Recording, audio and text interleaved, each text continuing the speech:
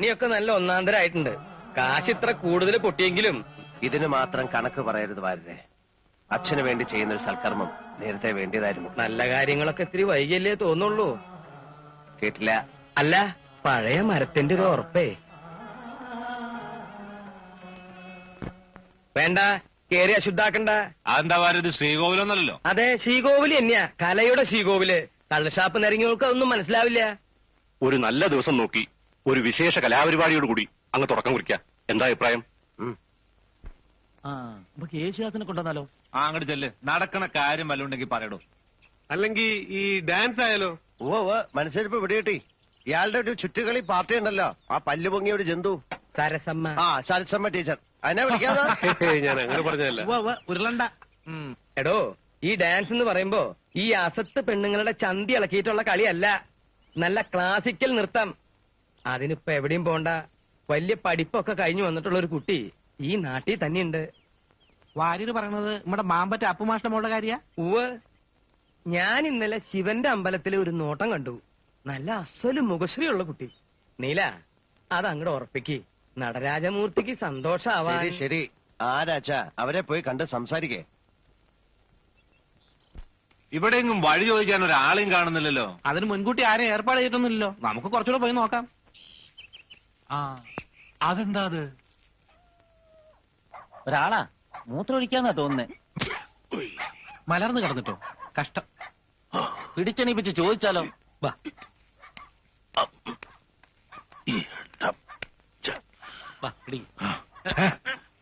ആരാ പിടിക്കുന്നില്ല.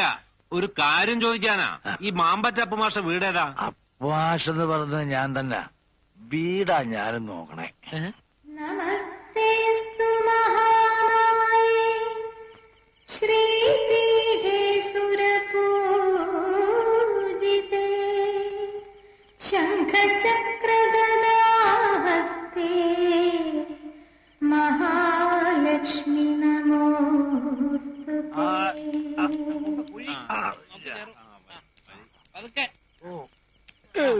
കാലെടുത്ത്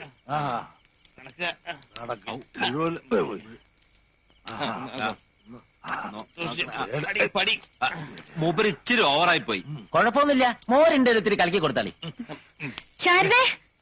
പിടിക്കണ്ട പിടിക്കണ്ട, കുറച്ചൊന്ന് കിടക്കണം, അപ്പൊ എല്ലാം ശരിയാവും. ഓ, ഞാൻ എന്റെ കുട്ടിക്ക് ഇത്തിരി എള്ളുണ്ട വാങ്ങിയിരുന്നു. ആ പൊതി എവിടെ പോയി? എന്റെ മോക്കേ ഭാനുവിന് അവക്ക് എള്ളുണ്ടാന്ന് പറഞ്ഞാൽ എന്ത് കൊതിയാന്നറിയോ?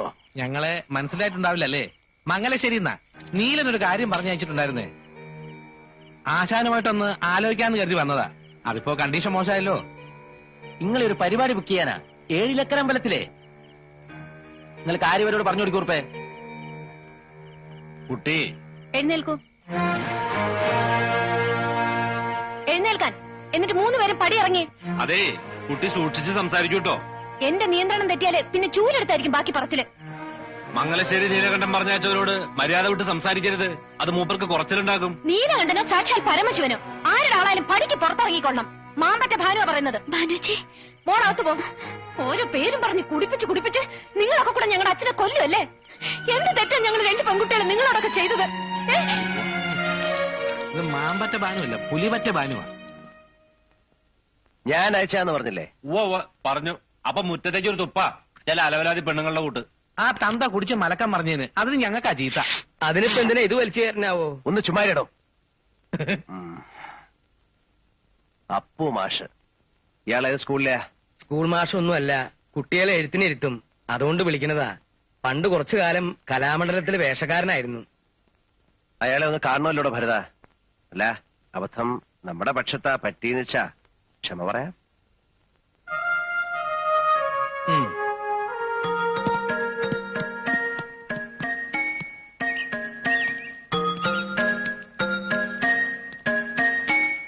നമസ്കാരം. മാമ്പറ്റ അപ്പു മാഷ അല്ലേ? ഇരിക്കൂ. വേണ്ട, നിന്നോളാം. എന്തായി പറയണേ? ഇരിക്കൂ മാഷേ. 7 ലക്കര അമ്പലത്തിലെ പാട്ടുപുര ഞാൻ പുതുക്കി പണിതു. കേട്ടു. അതിപ്പോ പുനരുദ്ധാരണം കഴിഞ്ഞ് തുറക്കുന്നത് ഏതെങ്കിലും ഒരു നല്ല കലാപരിപാടിയോടാവണമെന്നാ തീരുമാനം. ഓ, ഓ അതിനിപ്പോ പേര് കേട്ട കേമത്തികളെ വേണമെന്ന് വെച്ചാ മംഗലശ്ശേരി മാധവമേനോന്റെ മകൻ വിചാരിച്ചാ നടക്കും. ഉവ് അതൊന്നും വേണ്ട. നമ്മുടെ നാട്ടിൽ തന്നെ മാഷിന്റെ ഒരു മകളുണ്ടെന്നാരോ പറയുന്ന കേട്ടു. എന്താ മിടുക്കത്തിയുടെ പേരെന്ന് എനിക്കറിയില്ല. ഭാനുമതി.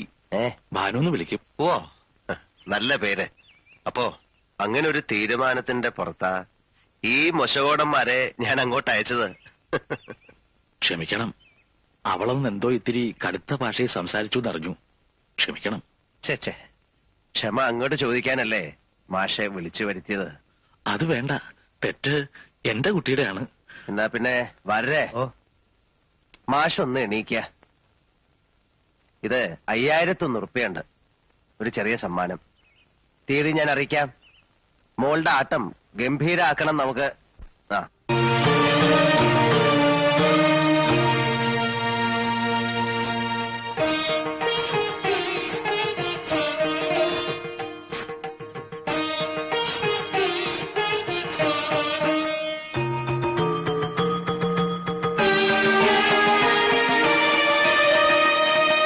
അപ്പോ ഇതാണ് അപ്പുമാഷിന്റെ മോളല്ലേ? തഞ്ചാവൂർ ഷൺമുഖം പിള്ളയുടെ ശിഷ്യ. കൊള്ളാം. എന്നാ തുടങ്ങല്ലേ? ഉവ്, എന്നാ നേരം കളയാണ്ട് അമ്പലത്തിലേക്ക് ഇറങ്ങാം. അമ്പലത്തിലല്ല, നൃത്തം ഇവിടെ നടക്ക. ഇവിടെ ഈ മംഗലശ്ശേരിയുടെ പൂമുഖത്ത് കാണാൻ നീലകണ്ഠൻ മാത്രം. പിന്നെ ഇവൾ അതിശയിച്ചിറക്കി വിട്ട എന്റെ കൂട്ടുകാരും. എന്താ മനസ്സിലായില്ലേ? പറഞ്ഞത് അമ്പലത്തിലെ പാട്ടുപുര. ആ പലതും പറഞ്ഞിട്ടുണ്ടാവും. ഇപ്പോഴെന്താ പറയുന്നെന്ന് വെച്ചാ അതനുസരിക്കുക. താമസിക്കണ്ട. കൂടുതൽ സംസാരിക്കുന്നത് എനിക്കിഷ്ടമല്ല. ചതിയാണിത്. അതെ, ചതിയും കള്ളവും എല്ലാം ഞാൻ പ്രയോഗിക്കും. വേണ്ടി വന്ന കരുത്തും. എന്റെ വിജയത്തിന് വേണ്ടി. ചില കളികള് ഞാൻ ജയിക്കാൻ വേണ്ടി മാത്രമാ കളിക്കണേ. നിർബന്ധ ബുദ്ധി കാട്ടരുത്. പഠിത്തം കഴിഞ്ഞു വന്ന എന്റെ മോളുടെ അരങ്ങേറ്റാ ഇന്ന് നടക്കേണ്ടത്. അത് ഇങ്ങനൊരു ചുറ്റുപാടിൽ അലങ്കോലായാൽ മോളുടെ ഭാവിയെക്കുറിച്ച് ആദ്യമുള്ള ഒരച്ഛൻ പറയുന്നതാണ്. പ്രസംഗിക്കണ്ട. ഭാവം വളരെ ചീത്തയാണ്. സ്വരൂപം പുറത്തെടുക്കാൻ അവസരം ഉണ്ടാക്കണ്ട. നിങ്ങളുടെ ഭീഷണിക്ക് ഞാൻ വഴങ്ങിയില്ലെങ്കിലോ? നൃത്തം ചെയ്യാൻ എനിക്ക് വയ്യാന്ന് പറഞ്ഞാൽ? വയ്യാന്ന് നീ പറയില്ല. പറഞ്ഞ നൃത്തം മാത്രമാവില്ല, ഞാൻ നിന്നെ കൊണ്ട് ചെയ്യിക്ക.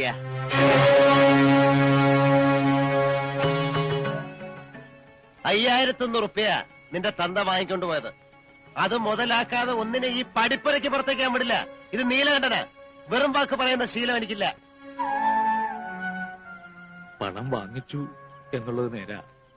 അത് ചോദിച്ചാൽ തിരിച്ചു തരാൻ എന്റെ ഇല്ല താനും. വേണമെങ്കിൽ എന്റെ ജീവൻ എടുത്തോളൂ. എന്നാലും എന്റെ മോളെ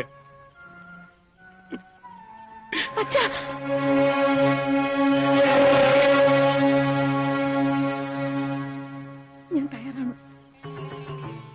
അങ്ങനെ വഴിക്ക് വാ. കുറുപ്പേ, ആട്ടവിളക്ക് കത്തിക്ക.